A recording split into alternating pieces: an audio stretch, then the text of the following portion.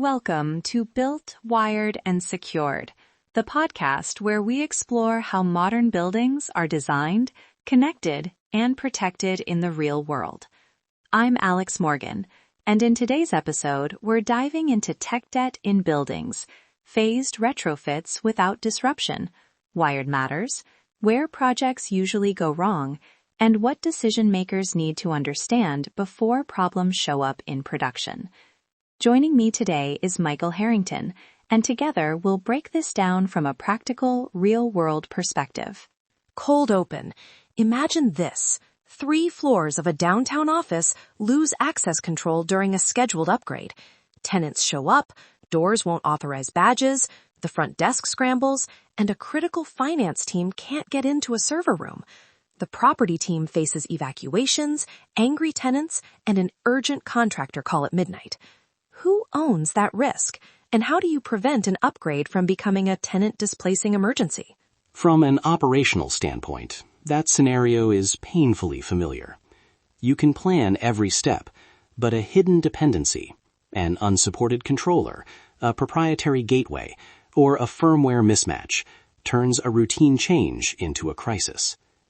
Tenants feel this immediately, and the building owner lives with the financial and reputational fallout long after the lights are back on.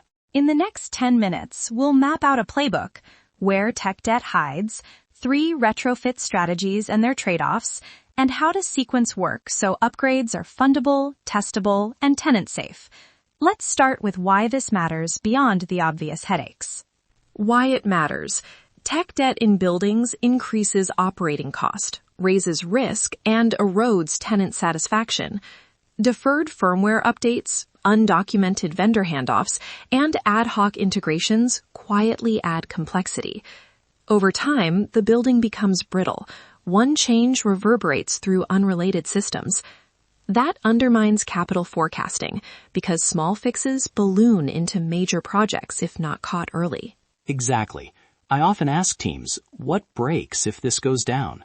That simple question surfaces single points of failure and hidden dependencies. If your BAS, access control, or network has a single unsupported controller, everything tied to it is at risk. From an operational standpoint, the cost of that unknown is higher than most teams estimate. Where tech debt hides. Michael, talk us through the common sources you see in the field. There are a few recurring themes. First, legacy protocols and controllers that are end of life but still running critical functions. Second, proprietary choke points, one vendor component that everything else talks through. Third, undocumented workarounds and ad hoc integrations installed during tenant fit-outs. Put them together, and you've got brittle systems that are hard to modify safely. And how does that show up day to day? You see frequent one-off outages, slow change windows because everyone's afraid to touch the system, and ballooning vendor bills for emergency support. Tenants report intermittent issues, elevators, card readers, or heating, and facilities ends up firefighting instead of executing planned work. That's the operational cost of ignored tech debt. Segment 2, retrofit strategies and trade-offs. There are 3 pragmatic approaches: temporary bridges, the strangler or segmented replacement pattern, and prioritized rip and replace. Walk us through each and when they make sense. First, temporary bridges. These are middleware, gateways, or interim controllers that let old and new systems coexist. They're low CAPEX and fast, which is great when you need immediate risk reduction. Trade-off, added complexity and another component to maintain. That's fine short-term, but it becomes new debt if kept indefinitely. Second, the strangler pattern. Replace functionality in segments and let the old system shrink away. That's often the safest operational route because you can pilot on a floor or tenant area, validate, then expand. The trade-off, longer calendar time and the need for orchestration across vendors and trades. Third, prioritized rip and replace. This is necessary when a component is beyond support or poses a systemic risk. You prioritize by criticality and tenant impact. Bundle work to capture economies of scale, and accept short-term disruption for long-term stability. Decision gate, you need capital approvals and a clear rollback plan before the first cutover. That's non-negotiable. Segment 3. Project design and sequencing. What are the operational controls that keep phased work from turning into tenant chaos? Start with a discovery that's honest and inventory-driven. Know what controllers, firmware, and integrations you have. Then build a pilot area, a small representative slice where you can test the chosen approach.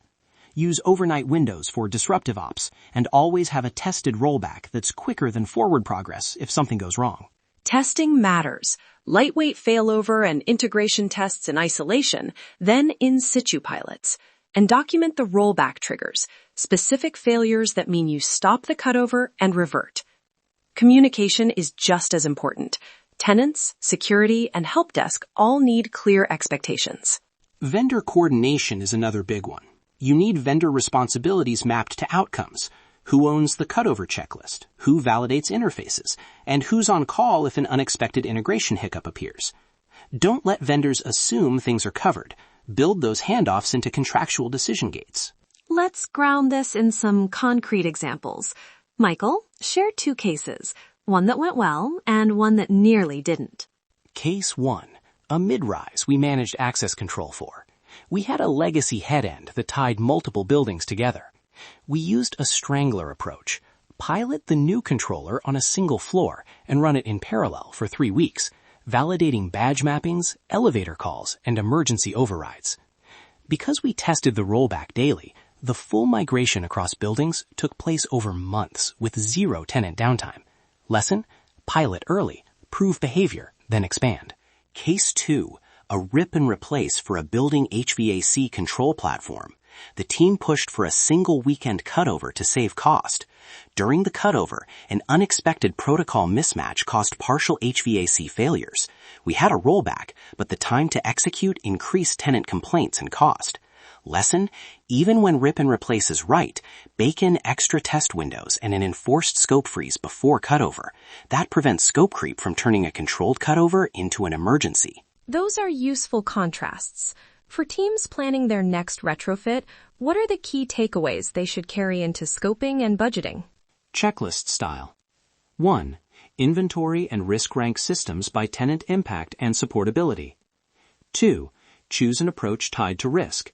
Bridge, strangler, or prioritized replacement, and document why. 3.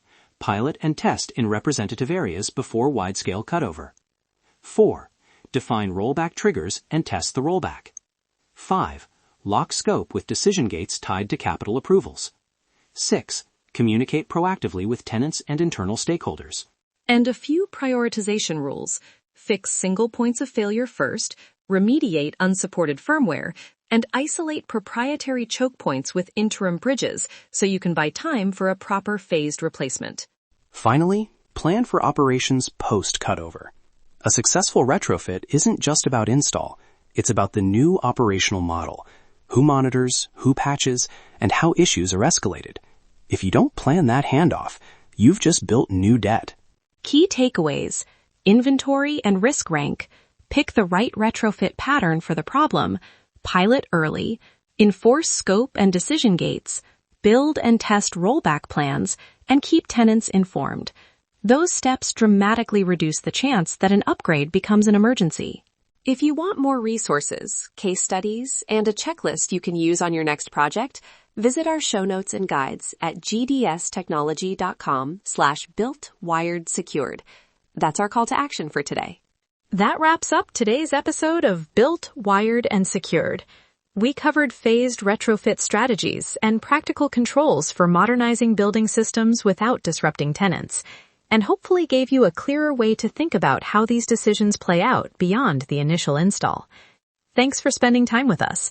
Until next time, make sure the systems you're responsible for are built to last, wired with intention, and secured for the real world.